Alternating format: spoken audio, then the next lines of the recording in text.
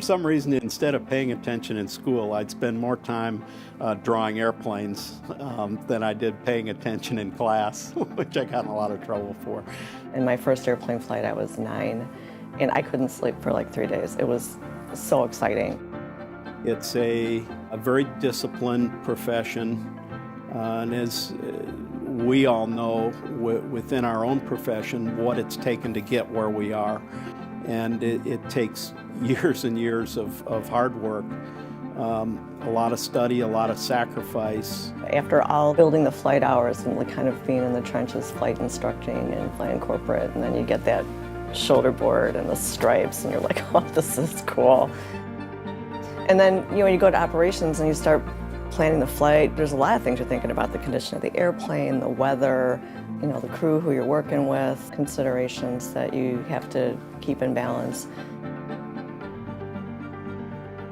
I was discouraged from this career by a lot of people because, well, no one's gonna ever want to marry a pilot. You're not gonna be able to have any kids because you're gonna be away from home all the time.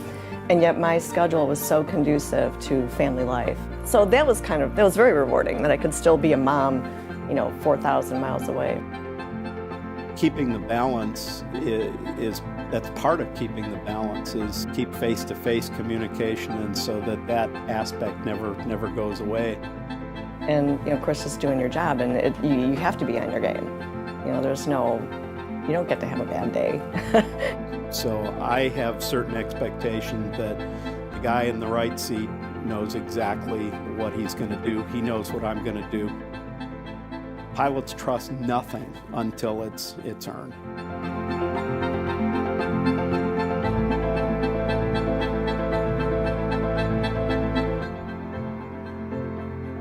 We depend on so many people during our day-to-day operation to do their jobs that if one person falls down and doesn't do their job, it leaves a huge gap.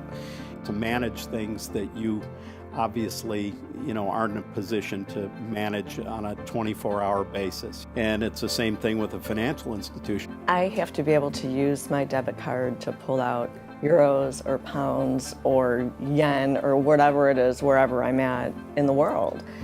We depend on the bank or saving loan or credit union to do the job that we've tasked them to do, and even if we're on the other side of the earth.